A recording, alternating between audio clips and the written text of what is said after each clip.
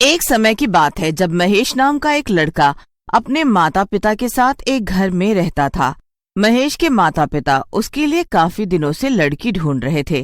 काफी समय हो गया था, पर महेश के लिए कोई अच्छी लड़की नहीं मिल रही थी। एक दिन महेश बड़ा ही परेशान हो जाता है। आप लोग किसी न किसी लड़की को दिखाते रहते हो मुझे। कुछ तो पूछ लिया करो पहले से, जब जाते हैं तो पता चलता है सारी चीजें। अरे बेटा, अब लड़की दिखाने वाला ही झूठ बोल दे तो उसमें हम क्या करें, बताओ। हाँ, सही बोल रही है तेरी माँ। खैर, वो चाचा जी एक लड़की बता रहे हैं। लड़की की सरकारी नौकरी है, अच्छी खासी पढ़ी लिखी है, घर बार भी काफी अच्छा है। अरे पर मैं तो 10वीं पढ़ा हूँ बस। आखिर कोई सरकारी नौकरी वाली मुझ जैसे 10वीं पढ़े लड़के से क्यों हाँ करेगी? वो बेटा देखो, शादी ब्याह में थोड़ा बहुत एडजस्ट तो करना ही पड़ता है। सरकारी नौकरी होना कोई छोटी बात तो है नहीं। जिंदगी भर की टेंशन खत्म। इतनी पढ़ी लिखी मास्टरनी बहू पूरे गांव में किसी को नहीं होगी। क्या हुआ अगर मान लो लड़की हल्की फुल्की मोटी पतली हुई तो? मोटी पतली? मोटी या पतली? मुझे ठीक से बताओ। मैं तो पहले ही बोल रहा था कि कोई सरकारी नौकरी वाली पढ़ी लड़की मुझसे शादी क्यों करेगी? अरे बेटा, तूने इतनी लड़की देखी है तो एक बार हमारे कहने पे इसे भी देख लेना। देख, वैसे भी तेरी उम्र निकली जा रही है। लोग आते जाते बस यही पूछते रहते हैं कि महेश की शादी की बात बनी कि नहीं। हाँ, और तेरे सारे दोस्तों के बच्चे भी हो गए, बस तो ही रह गया है। मोटिया तो क्या हुआ, सब जल भुन जाएंगे जब पता लगेगा कि तेरी बीवी मास्टर नहीं है। मास्टर नहीं, मुझे नहीं देखनी लड़की। अब शादी की बात कर लो, मैं भी थक चुका हूँ इन सबसे। अब मुझे शादी करनी है बस। ये बात सुनकर महेश के माता पिता तो खुशी से झूम उठते हैं। आखिरकार उनके बेटे ने हाँ जो कर दी थी, और वो भी बिना देखे ही। अगले दिन ही वो लोग लड़की को देखने जाते हैं। महेश किसी जरूरी काम की वजह से उनके साथ नहीं जा पाता। वहां जाकर वो लड़की को देखते हैं। लड़की कुछ ज्यादा ही मोटी होती है। महेश के माता पिता एक दूसरे की शक्ल देखते रहते हैं, पर कुछ बोल नहीं पाते।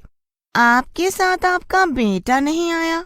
महेश के बाबूजी महेश की फोटो शीतल और उसके माँ पिता को दिखाते हैं। महेश दिखने में तो सुंदर होता ही है।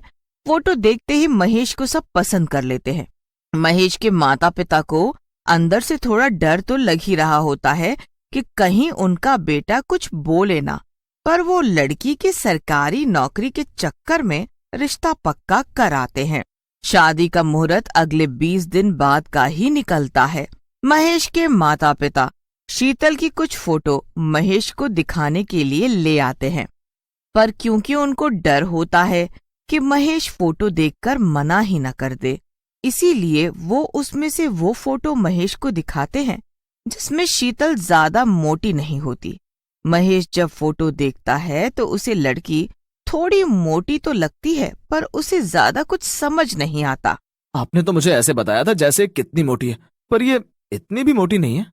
और क्या बेटा, और ये तो शरीर है, कम ज्यादा करना तो हमारे हाथ में है। 20 दिन बाद महेश और शीतल की शादी का दिन भी आ जाता है। कुछ देर बाद वहां भारी भरकम शीतल दुल्हन के जोड़े में हिलती डुलती मंडप की तरफ आने लगती है।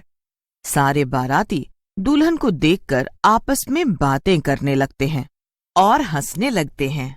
वो शीतल की तरफ देखता है तो उसके चेहरे से सारी खुशी एक पल में ही गायब हो जाती है।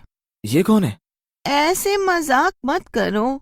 महेश गुस्से और परेशानी में अपने माता पिता को देखने लगता है और इशारे से उनको अपने पास बुलाता है। ये हथनी जैसी लड़की से मेरी शादी तय की आपने? ये धोखा हुआ मेरे साथ। मैं ये शादी नहीं करूंगा। ऐसा मत बोल बेटा, लड़की सरकारी नौकरी वाली है, और देख शादी के बाद हम इसे पतला कर देंगे। इतनी कोई परेशानी वाली बात नहीं है। कोई मजाक है क्या पतला करना? ऐसा होता तो क्या ये खुद पतली नहीं हो जाती अब तक? अरे बेटा, अब तक उसे किसी ने इस बात के लिए जोर नहीं दिया होगा। तू बस ये शादी कर ले, देख अब कुछ नहीं हो सकता। महेश उस वक्त इतना मजबूर हो जाता है कि कुछ नहीं कर पाता। उसे शीतल से शादी करनी ही पड़ती है। महेश और शीतल अपने कमरे में जाते हैं। क्या मुसीबत है, किससे करवा दी मेरी शादी? आप ऐसे क्यों बोल रहे हो? आपकी पसंद से तो हुई है ना ये शादी? मुझ जैसा लड़का और तुम जैसी हथनी से शादी करेगा क्या? पागल वागल हो क्या तुम? ये तो मेरे माँ बाप ने तुम्हें पसंद किया और धोखे से शादी करवा दी, वो भी तुम्हारी सरकारी नौकरी के चक्कर में। शीतल ये सुनकर पूरी रात वो रोती ही रहती है।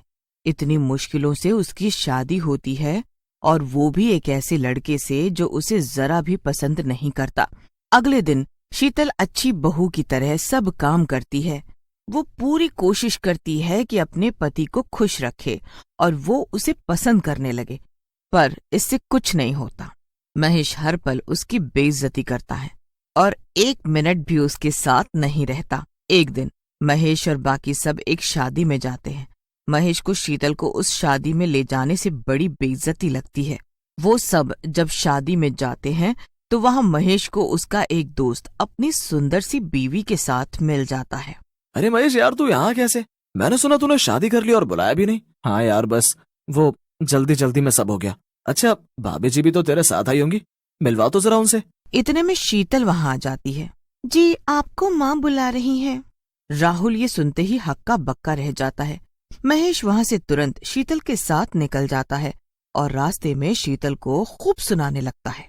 उस रात शीतल को बड़ा ही दुख लगता है। वो घर में तो आ जाती है, पर अब उससे ये सब नहीं सहा जा रहा होता। वो उस रात छत पर जाती है और वहां से नीचे कूदकर आत्महत्या कर लेती है।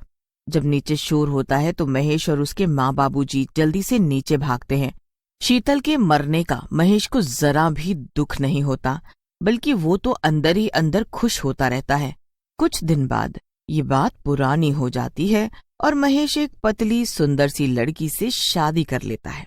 उसकी दूसरी पत्नी होती तो बड़ी सुंदर है, पर उसे अपनी सुंदरता पर बड़ा घमंड होता है।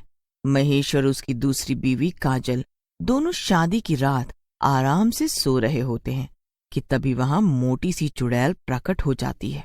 मेरी जिंदगी बर्बाद करके, मुझे इतने दुख देकर आज दूसरी शादी करके इतने चैन से सो रहा है। तू क्या सोच रहा है? तेरा मुझसे पीछा छूट गया है? तूने जैसे जैसे मेरे साथ किया है ना, एक एक चीज का बदला लूंगी तुझसे। मोटी बीवी ने बहुत बर्दाश्त कर लिए, अब इस बार ये मोटी चुड़ैल बीवी कुछ बर्दाश्त नहीं करेगी। वो चुड़ैल कोई और नहीं बल्कि महेश की पहली बीवी ही होती है। वो अपनी बेइज्जती का बदला लेने वापस आती है और कहीं न कहीं उसकी मौत का जिम्मेदार भी महेश ही होता है। उस रात वो किसी को कुछ नहीं कहती, पर अगले ही दिन वो हर वक्त घर में घूमती है। ओहो, देखो तो नई दुल्हन कैसे इस महेश के साथ चली आ रही है। मेरे साथ तो कभी ऐसे खुश नहीं दिखा। अभी तेरी सारी खुशी खत्म करती हूँ। जी आप बैठिए, मैं आपके लिए नाश्ता बनाकर लाती हूँ। काजल महेश के लिए नाश्ता बनाती है, जिसमें मोटी चुड़ैल ढेर सारा नमक भर देती है। जब महेश नाश्ता करता है तो उससे एक निवाला भी सटका नहीं जाता। इसी बात पर पहले ही दिन काजल और महेश की लड़ाई हो जाती है। महेश के माँ बाबूजी कुछ बोल भी नहीं पाते। वो जैसे ही नई बहू को कुछ बोलने की कोशिश करते हैं, वो उनको भी सुना देती है। ऐसा है, खाना आप लोग खुद बना लेना, मुझे तो ऐसा ही बनाना आता है। इतना कहकर वो अपने कमरे में जाकर टीवी देखने लगती है। अरे ये नई बहू तो पहले ही दिन लड़ने लगी। अब पता चलेगा सबको कि मेरे साथ क्या होता था, वो भी हर रोज। अब रात को महेश काम से घर आता है। महेश को यह सुनकर बड़ा गुस्सा आता है कि काजल सुबह से ही अपने कमरे में टीवी देख रही है। वो उसके पास जाता है, पर काजल को ऐसे गुस्से में देख वो उसे बड़े प्यार से मनाता है। अब सब कुछ उलट पलट जाता है। मोटी चुड़ैल बीवी हर दिन घर में कुछ न कुछ आतंक मचाती है, जिसकी वजह से रोज काजल की लड़ाई सबसे होती रहती है। आज मुझे एहसास हो रहा है कि मैंने अपनी शीतल के साथ कितना बुरा किया था। वो मोटी थी पर मन की बहुत अच्छी थी। इसे तो अपनी शक्ल पर इतना घमंड है कि मुझे इंसान ही नहीं समझती। उसकी मोटी चुड़ैल बीवी वहीं खड़ी सब देख और सुन रही होती है। उस रात उसके मन को बड़ी तसल्ली होती है, जैसे उसका बदला पूरा हो गया हो। उसे इस बात की भी खुशी होती है कि उसके पति को अपनी गलती का एहसास तो हुआ। कुछ दिन बाद काजल महेश को छोड़कर भाग जाती है और महेश शीतल की याद में फिर कभी शादी ही नहीं करता।